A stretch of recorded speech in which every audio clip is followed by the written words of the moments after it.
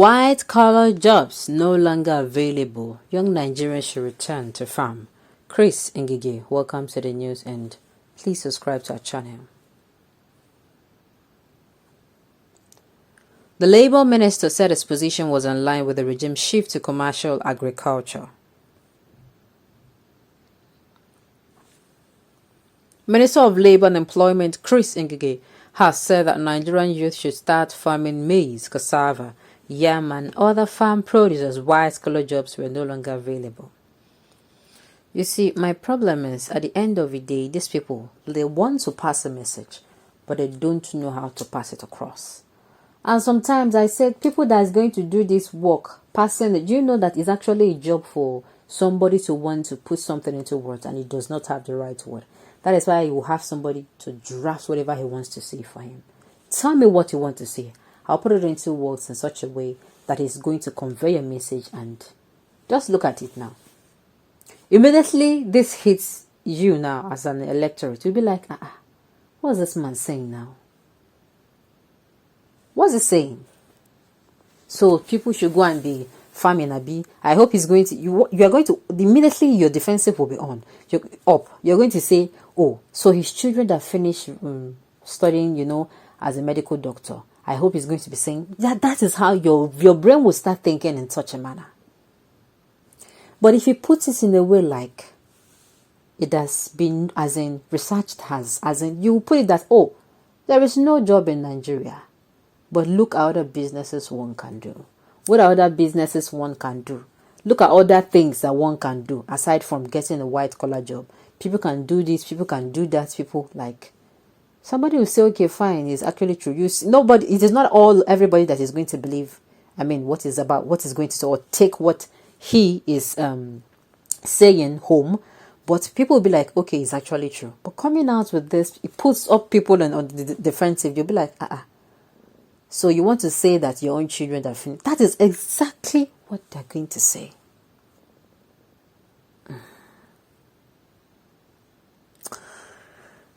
The news in detail, please stay with us. The time is also gone where we queue up for white-collar jobs. They are not available anymore, Mr. Ngige said in a statement on Sunday. The minister said this while warning beneficiaries of skill acquisition training and empowerment programs of the federal government to desist from selling empowerment items. Mr. Ngige was quoted as giving the warning during the second phase of the ministry's empowerment scheme in Awka, Anambra State. He advised the beneficiaries of the skills training program to rather put the machines and other tools into good use and justify the efforts of the ministry than to sell them. According to him, the era of beneficiaries leaving the venue only to sell the items given to them is gone. We have a monitoring team and we will involve the security agencies over any case of diversion of the machines, he warned.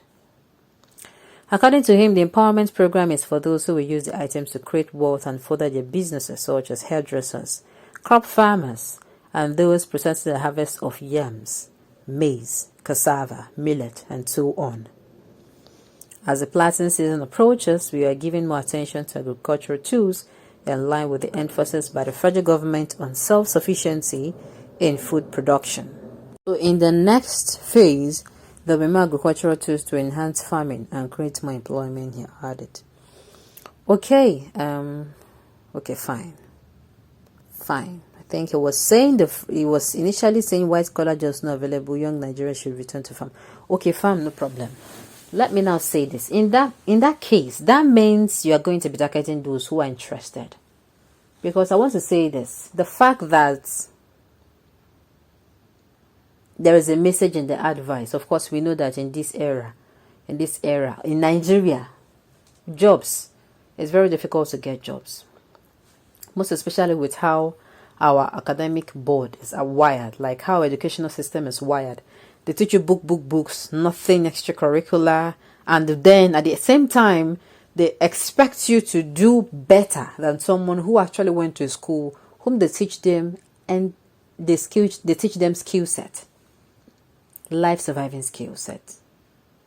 Skill set like, okay, they have people who, let's say for reasons best known to the child, they don't do well in all subjects. They do well in in some subjects and not all. There are some people who do well in playing musical instrument, and maybe in the academics they are doing not so good. And there are people who actually, they do well in playing football than in the academics. What am I trying to say? The people who actually do well in, let's say, for instance, dancing than the academics. And gone are the days where we are going to come out and say, your students is going into, those days now when children play football, they'll be like, oh, your son is playing ball, has been playing. In fact, now children are even, what did I say, children? Before I speak tomorrow 10th. Children are even, as in the parents are even telling their children to go and play football. Why? Because they've known that, look, at the end of the day, it is not the most brightest. Yes, gone are the days when you speak baby grammar and people are going to be wild, and at the end of the day, aside your big grammar, you can't put experiment into it. That's what I'm saying. The people who hands-on, they're like they can do things with their hands rather than, sit down and memorize books and summarize books. The people who are very good at that. The people who are very good. Now, those type of life skill now, or skill sets, they don't teach them in school, in our academic system. It is now, even now, that they are trying to inculcate it in NYSC. I mean, you're going to go to school, you do your 3 years or 2 years in, 2 or 3 years in your nursery, you do your 6 years in primary, you come out. These days, again, some people don't even get to 6 years.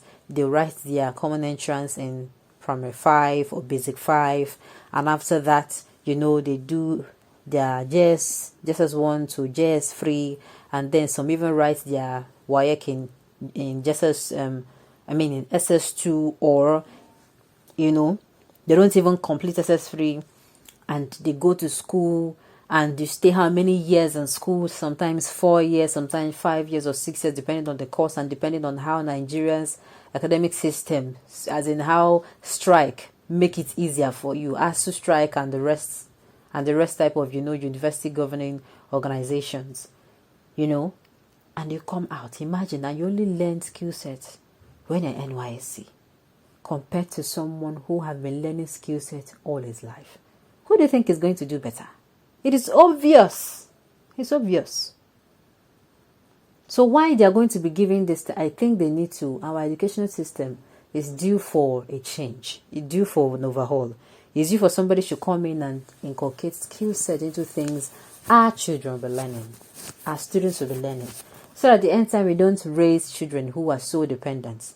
Like people feel in Nigeria, they feel the youth are lazy and dependent. Give them the opportunity to do things differently. Teach them how to do them. Catch them young. And at the end of the day, see whether people are not going to be world creators themselves. Okay, on this note, we've come to the end of the news. We say thank you for tuning in to listen. Until I come your way next time, enjoy the rest of your day.